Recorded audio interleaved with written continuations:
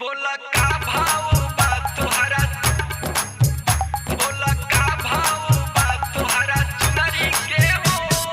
DJ Amit Tiwari, DJ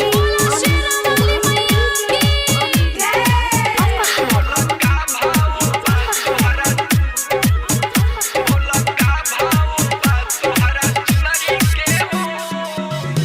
धिड़कम अभी बहुते सबहेर बड़ुए, आवले न बहनी के बेहेर बड़ुए, आवले न बहनी के बेहेर बड़ुए।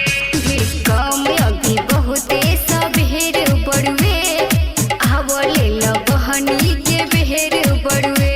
हम जाके ओढ़ाइब मैया सुनरी के हो, हम जाके ओढ़ाइब मैया सुनरी के हो।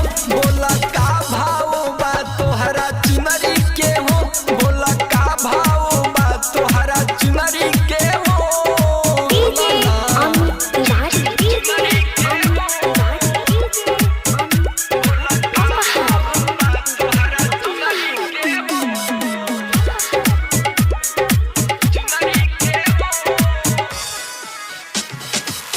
नारियल प्रसादी भी ले लीजिए, उचित प्राइज इसका दे दीजिए।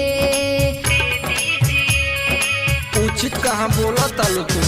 सुंदर रंग डिजाइन गोटेदार चाहिए, संग में मैया के अलौहार चाहिए। जैसे बेस्ट खरीदाला गवा नहरी के हो, जैसे बेस्ट खरीदाला गवा नहरी के हो। बोला का भाव बा तोहरा चुनरी के हो, बोला का भाव बा तोहरा चुनरी के हो। डीजे बढ़िया से दी अमित हा। तिवारी, डीजे अमित तिवारी, डीजे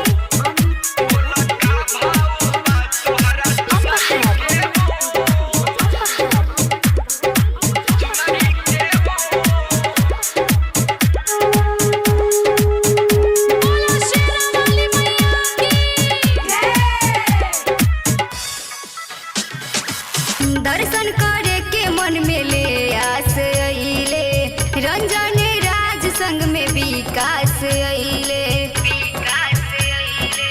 साचो हो बोल समझ के तुरंत दाए गोरी, हम गाहक है परमानेंट गोरी।